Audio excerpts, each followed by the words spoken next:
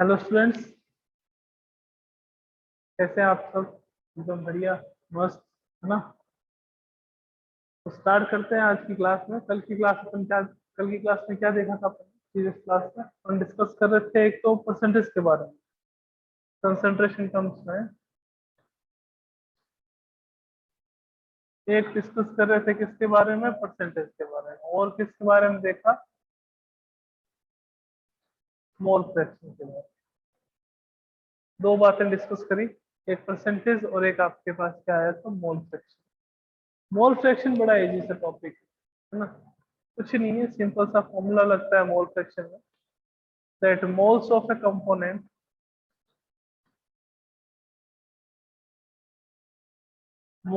component upon total moles।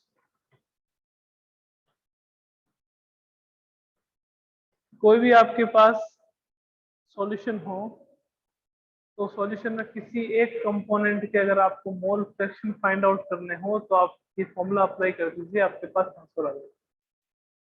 थोड़ा से percentage पे कल अपन ने फॉर्मूले देखे थे 3 टाइप के। एक आपके पास वेट बाय वेट परसेंटेज था, एक आपके पास वेट बाय वॉल्यूम परसेंटेज था, और एक आपके पास volume by volume percentage.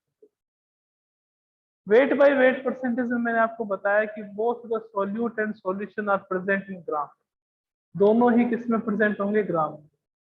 Weight by volume percentage में मैंने बताया कि सॉल्यूट तो आपके पास ग्राम में होगा और सॉल्यूशन आपके पास किस में होगा? एमएल में। और आपके पास वॉल्यूम बाय वॉल्यूम परसेंटेज में अपन ने डिस्कस करा कि both the solute and solution are present in ML. सब किस में होंगे? एमएल। ओके, अब आज बात करते हैं कुछ क्वेश्चंस पे और देखते हैं कि परसेंटेज कैलकुलेशन कैसे होती है। परसेंटेज कैलकुलेशन, परसेंटेज पे काफी सारे क्वेश्चंस आ जाते हैं। मीन्स आपको यूं कहते हैं कि ये कंपाउंड है, इसमें इसमें इतना परसेंट कोई एलिमेंट एक्स प्रेजेंट है, तो आप कंपाउंड का मॉलिक्यूलर वेट बताइए। क्वेश्चन आया था आपके पास कि if the molecular weight of compound is this and percentage of this element is this, then number of atom बताइए कि किसी पर्टिकुलर एलिमेंट के कितने नंबर प्रेजेंट होंगे एटम। तो परसेंटेज की कैलकुलेशन कैसे करी जाती है वो अपन देखते हैं। ये तो आपके पास कब होगा? जब आपको गिवन होगा, आगे वेट बाय वेट गिवन है, वेट बाय वॉल्यूम गिवन है, वॉल्यूम बाय वॉल्यूम गिवन है, तो उसको अपन स्पेसिफाई कर लेते हैं, अलग से क्लासिफाइड कर लेते हैं कि 3 टाइप की परसेंटेज होती है। अगर आपको कभी ऐसे पूछ ले कि कोई कंपाउंड है, उसमें इतने परसेंट ये है, इतने परसेंट ये है, तो आप ये बताइए कि कंपाउंड का मॉलिक्यूलर मास क्या होगा। तो परसेंटेज कैलकुलेशन कैसे करते हैं तो देखिएगा। Percentage of the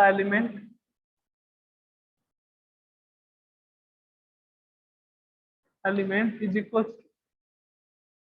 two weight of that element in compound upon molecular weight of compound multiply by आप किससे कर दीजिए? 100 से। मल्टीप्लाई आप किससे कर दीजिए? 100 से। तो किसी भी कंपाउंड में प्रेजेंट कोई भी जो पर्टिकुलर एलिमेंट होगा उसकी परसेंटेज आ जाएगी। ये फॉर्मूला अप्लाई करना है। सर कुछ एग्जांपल करवा दूं तो आइए देख लेते हैं एग्जांपल। जैसे एग्जांपल फर्स्ट देखते हैं कि आपके पास कोई कंपाउंड है, मान लीजिए अपने पास सोडियम हाइड्रोक्साइड है NaOH। क्या है? Sodium hydroxide.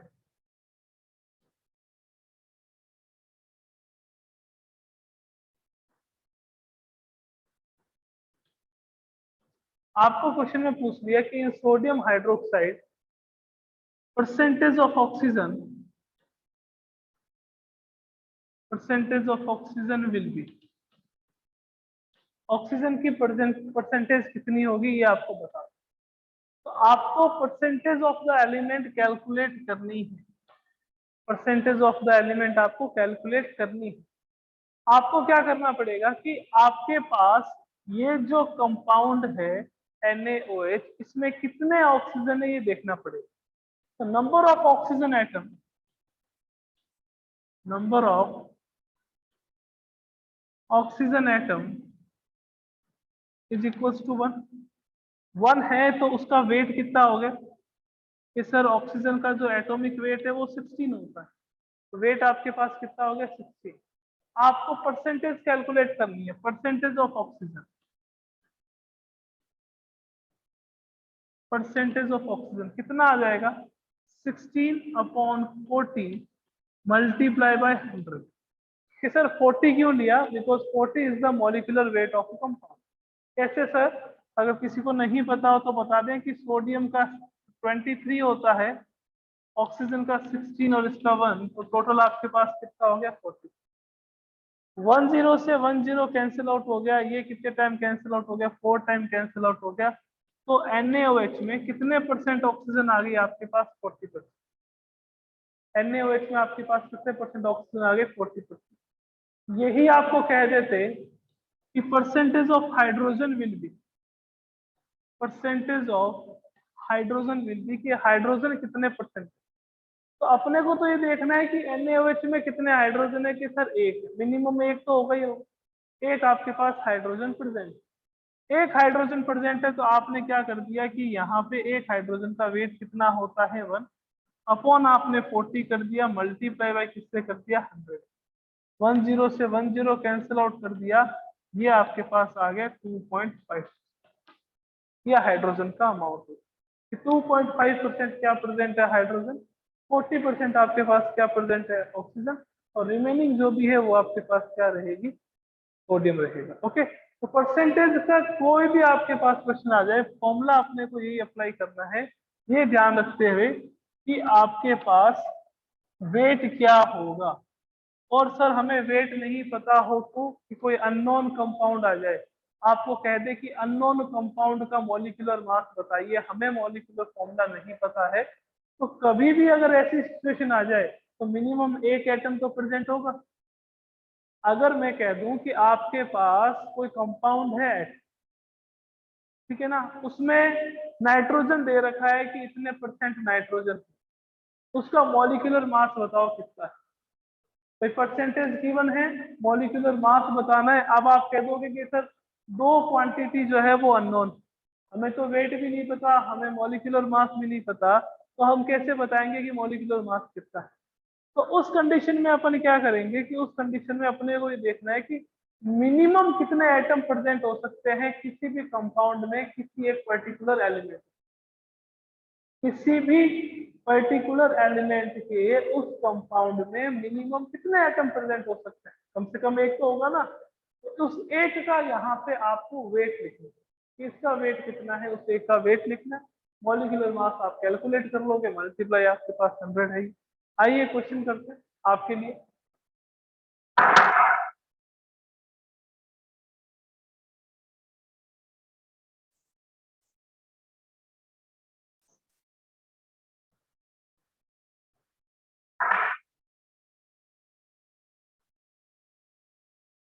Calculate percentage of calcium, nitrogen and oxygen in calcium nitrate, in calcium nitrate. Calcium nitrate में आपको ये बताना है कि कितने परसेंट कैल्शियम प्रेजेंट है, कितने परसेंट नाइट्रोजन प्रेजेंट है, और कितने परसेंट ऑक्सीजन प्रेजेंट है। ओके,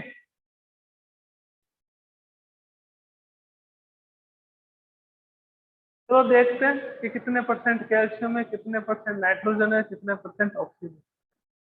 ये सबसे पहली बात है, कैल्शियम नाइट्रेट है तो उसका फॉर्मूला अपने को पता है क्या होता है, calcium nitrate nitrate is CaNO3 का होल, CaNO3 का होल, है ना। तो इसका सबसे पहले मॉलिक्यूलर वेट फाइंड आउट कर लेते हैं, उसकी रिक्वायरमेंट अपने पास रहेगी। कैल्शियम का मॉलिक्यूलर वेट कितना होता है 40, सॉरी एटॉमिक वेट कितना होता है 40, कैल्शियम का एटॉमिक वेट कितना 40। नाइट्रोजन के कितने एटम प्रेजेंट है 2 एटम, नाइट्रोजन का होल ट्वाइस है। एक एटम का वेट कितना होता है 14, तो 2 का कितना हो जाएगा 20। ऑक्सीजन के कितने एटम है 3 2 जा 6, तो वेट आपके पास कितना हो जाएगा 96। 40 प्लस 28 प्लस आपके पास 96 कितना हो गया ये 40 प्लस 28 68, 68 प्लस 96 इक्वल्स टू 8 6 14 हो गया, 9 और 6 15 हो गया, 15 और 1 कितना हो गया आपके पास, ठीक है ना। तो 164 इस कंपाउंड का मॉलिक्यूलर वेट है। अब आपको percentage of calcium find out करनी है, percentage of calcium find out करना। तो कैल्शियम के कितने एटम प्रेजेंट है 1, कैल्शियम का वेट कितना है आपके पास 40, 40 अपॉन 164 इंटू 100, ये आपके पास क्या आ जाएगी कैल्शियम की परसेंटेज, है ना। आपको परसेंटेज फाइंड आउट करनी, that percentage of nitrogen will be, तो नाइट्रोजन का वेट कितना है सर 28 है, अपॉन 164 करेंगे, मल्टीप्लाई किससे कर देंगे 100। आपको फाइंड आउट करना है परसेंटेज ऑफ ऑक्सीजन, आपको क्या फाइंड आउट करना है परसेंटेज ऑफ ऑक्सीजन। ऑक्सीजन का वेट इस फॉर्मूले में कितना है 96 अपॉन 164 मल्टीप्लाई बाय 100। अगर आप ये कैलकुलेशन करोगे तो कैलकुलेशन के बाद आपको इजीली इसके आंसर होगा, ठीक है ना। कैलकुलेशन करना सिंपल, मैथमेटिक करनी है, मल्टीप्लाई करना है, डिवाइड करना है, उसके बाद अपने पास आंसर आ जाएगा, है ना। तो हमेशा ध्यान रखिए अगर फॉर्मूला गिवन हो तो कोई प्रॉब्लम नहीं है, उसका मॉलिक्यूलर मास कैलकुलेट करेंगे, उस फॉर्मूले में एलिमेंट का कितना वेट है वो देखेंगे, तो उससे अपने पास क्या आ जाएगी परसेंटेज आ जाएगी। आइए नेक्स्ट क्वेश्चन पे चलते हैं अपने।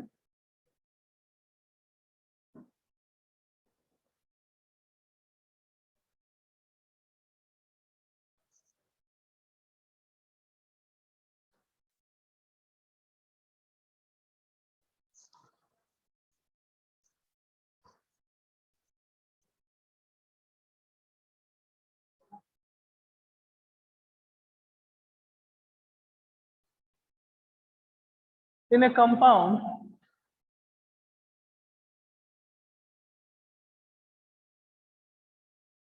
in a compound 25% of 25% of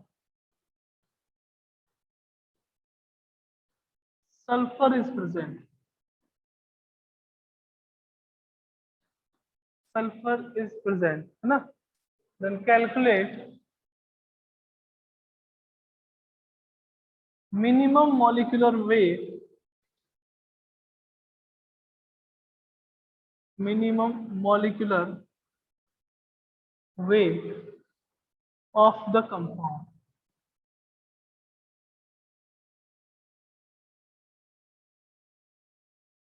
of the compound, minimum molecular weight of the compound।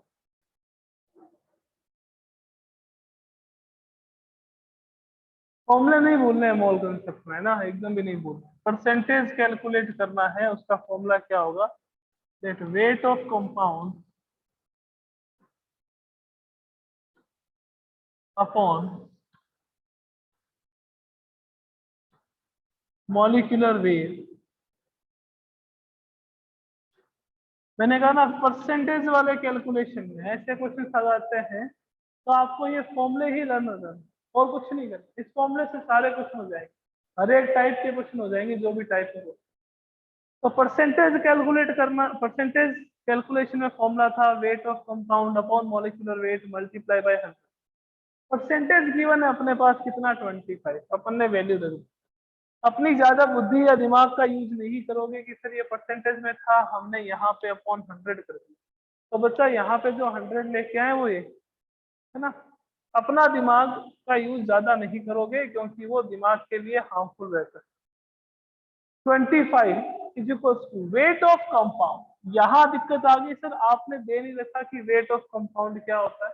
Molecular weight तो चलो कैलकुलेट करना है तो अपॉन में हम कर लेते हैं मॉलिक्यूलर वेट मल्टीप्लाई बाय 100। मैंने कहा अगर कभी भी वेट ऑफ कंपाउंड गिवन नहीं, कभी भी अगर वेट ऑफ कंपाउंड गिवन नहीं हो तो अपन क्या करेंगे पता है आपको, अपन क्या करेंगे कि जिसका अपने को क्वेश्चन में परसेंटेज गिवन है, किसकी परसेंटेज गिवन है सल्फर की, किसकी परसेंटेज गिवन है? सल्फर की।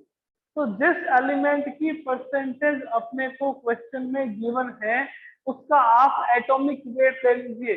कितने एटम का लेंगे? मैंने कहा एक का ले लो, क्वेश्चन हो जाएगा एक का ले लो।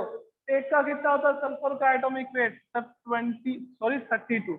आपको क्या करना है? आपको मॉलिक्यूलर वेट कैलकुलेट करना है। तो कितना हो जाएगा? 32 इंटू 100 अपॉन में आपके पास क्या आ जाएगा? 25। कैंसिल आउट करेंगे 4 टाइम, आंसर अपने पास क्या आ जाएगा? 1। यानी कि जो कंपाउंड था उसका मॉलिक्यूलर मास कितना आएगा आपके पास? 120। ठीक है, आगे चल एक और क्वेश्चन कर लो परसेंटेज पे, है ना, सबके क्लियर हो जाएगा। आपको गिवन है कैफीन। कैफीन सबको पता है, इसका मॉलिक्यूलर मास गिवन है या मॉलिक्यूलर वेट गिवन है, वो कितना है? 194। मॉलिक्यूलर वेट या molecular mass of caffeine is 194। Percentage of nitrogen given, percentage of nitrogen is equals to आपके पास है 28.9। 28.9% इसमें नाइट्रोजन परसेंट। ठीक है, आपको क्या करना है? आपको weight of nitrogen, weight of nitrogen in 1 mole of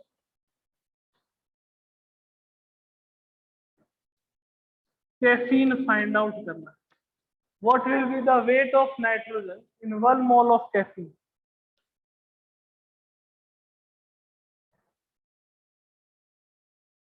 देखिए कैसे करेंगे इस क्वेश्चन को। फॉर्मूला वही अपने पास, इस फॉर्मूले से कहीं नहीं जाएंगे। इस फॉर्मूले से दूर भागेंगे तो अपने से आंसर दूर भागेगा, है ना।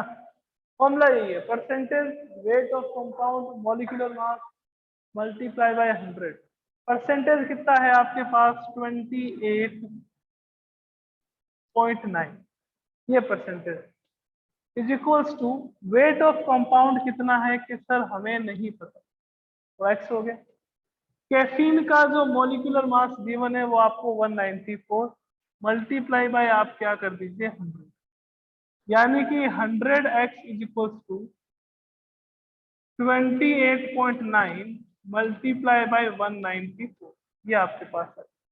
या फिर x equals to 28.9 into 1.94 upon आपके पास क्या आ गया? 100, सॉरी 194। अब देखो अगर ऑप्शन गिवन हो कि 56 होगा, है ना, या 58 होगा, या 60 होगा, या 62 होगा। मान लीजिए कि अपने पास 3 ऑप्शन गिवन है, 4 ऑप्शन गिवन है, 56, 60, 58 एंड 62। ठीक है, तो क्या आंसर होगा? देखो 28.9, या फिर अपन इसको ऐसे भी लिख सकते हैं that x is equals to 28.9 into 1.9, ऐसे भी लिख सकते हैं। अगर ये पूरा 29 होता और ये पूरा 2 होता तो आंसर क्या हो जाता अपने पास? 58। ये पूरा 2 होता, ये 29 होता तो आंसर क्या हो जाता अपने पास? 58। बट ये भी 2 से कम है, ये भी 29 से कम है, तो 58 से कम वाला आंसर कौन सा होगा अपने पास? 50। मल्टीप्लाई करने की रिक्वायरमेंट ही नहीं रहेगी अगर अपने पास ऑप्शन। तो वेट क्या आ गया आपके पास नाइट्रोजन का? वेट ऑफ नाइट्रोजन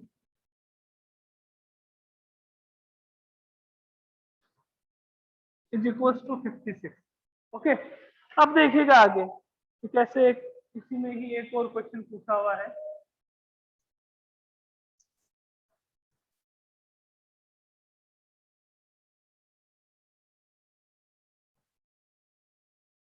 एक और क्वेश्चन यहाँ पे क्या गिवन है आपको कि नंबर ऑफ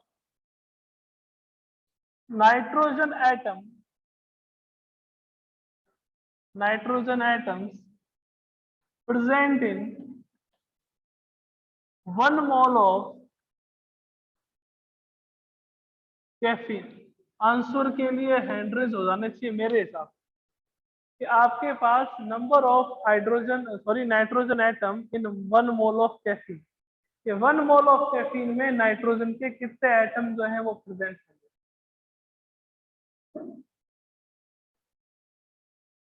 अब कैसे कैलकुलेट करेंगे, कईयों को लग रहा है कैसे होगा, हो तो देखिएगा।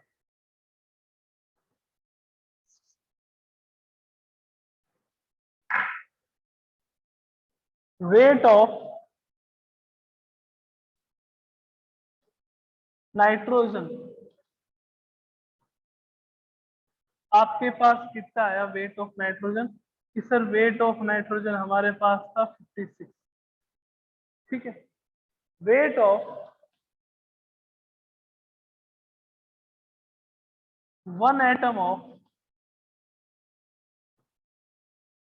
नाइट्रोजन ये कितना होता है, 40। तो लेट बी एज्यूम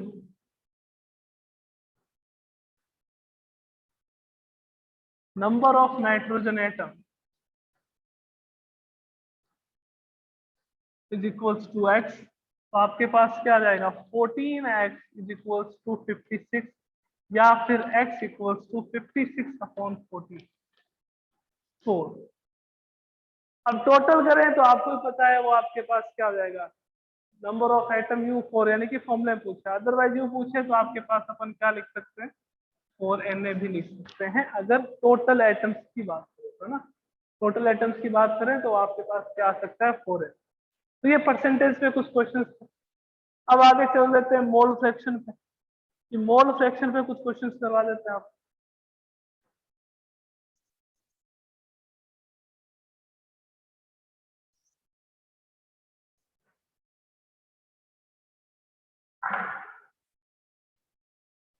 बड़ा इजी क्वेश्चन पहला है ना, बड़ा इजी करवा। आपको क्या बताना है, calculate mole fraction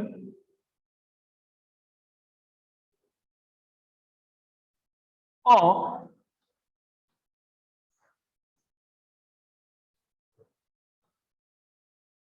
ethylene glycol, ethylene glycol if 6.2 weight by weight, weight by weight aqueous solution of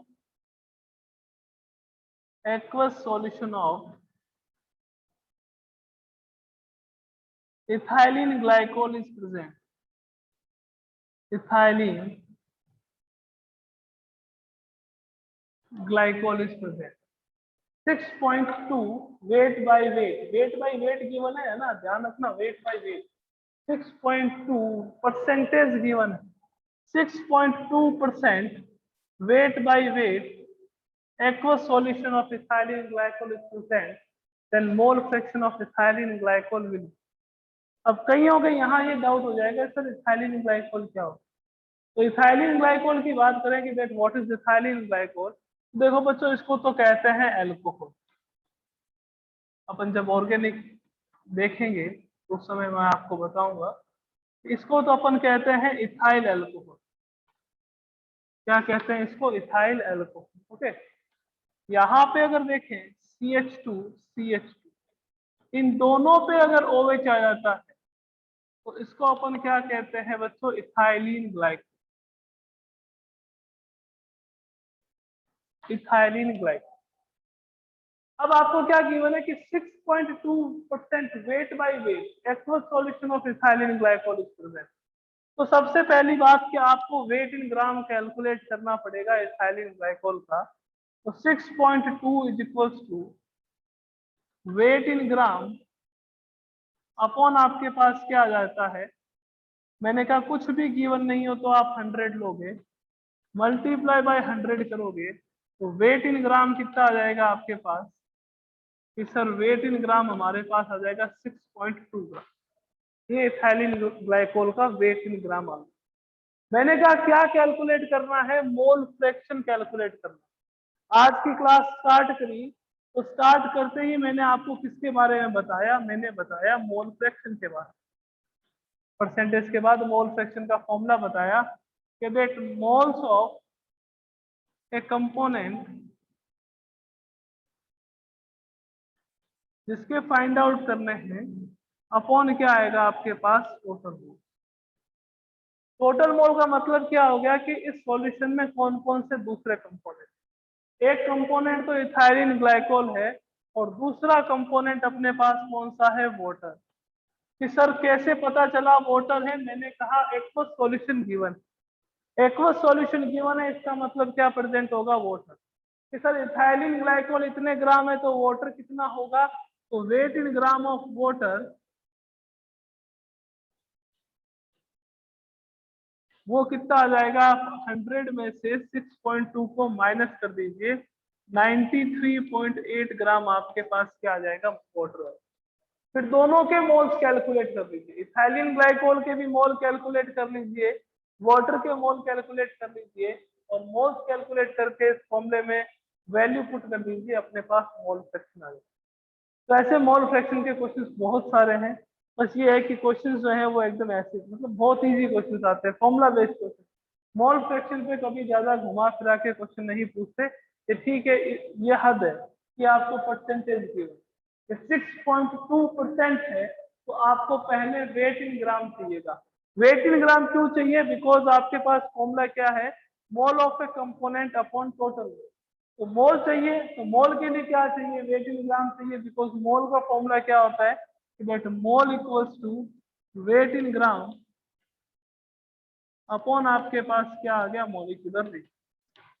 तो वेट इन ग्राम तो चाहिएगा, तो परसेंटेज से पहले वेट इन ग्राम कैलकुलेट करेंगे, वेट इन ग्राम से मोल कैलकुलेट करेंगे, मोल कैलकुलेट करने के बाद में आप यहाँ पे फॉर्मूले में वैल्यू पुट करोगे। क्वेश्चन की डिमांड हो जाती कि mole fraction of ethylene glycol के साथ साथ मोल फ्रैक्शन ऑफ वाटर भी बताइए, तो जिसके मोल फ्रैक्शन आपको फाइंड आउट करने हैं उसी के मोल्स को अपन ऊपर लेके जाएंगे, उसी के मोल्स को। अगर इथाइलिन ग्लाइकोल के करने हैं तो moles of ethylene glycol upon total moles. अगर आपको किसके फाइंड आउट करने हैं, वाटर के, तो मोल्स ऑफ वाटर अपॉन आपके पास क्या आ जाता, टोटल मोल्स। तो ये मोल फ्रैक्शन पे इस टाइप के क्वेश्चन आते हैं, ठीक है ना। अब तो बच्चों दो कंसंट्रेशन टर्म्स कंप्लीट हो गए, दो कंसंट्रेशन टर्म्स अपनी कंप्लीट हो गई, first is percentage and second is mole fraction. आगे की क्लास में अपन कल डिस्कस करेंगे मोलरिटी के बारे में कि what is the molarity and what is the molarity, molarity क्या होती है और मोलरिटी क्या होती है। तो कल की क्लास में आराम से मोलरिटी के बारे में देखेंगे, मोलरिटी को थोड़ा सा और एक्सप्लेन करेंगे एनसीईआरटी से ज्यादा, क्योंकि क्वेश्चंस आ जाते हैं, अगर आप कोई रिफ्रेशर या कुछ तो देखते हो तो क्वेश्चन आ जाते हैं। तो मोलरिटी कल कंप्लीट करेंगे, फिर इसके क्वेश्चन से बात करेंगे। ओके ठीक है बच्चों, मिलते हैं नेक्स्ट क्लास में, थैंक यू।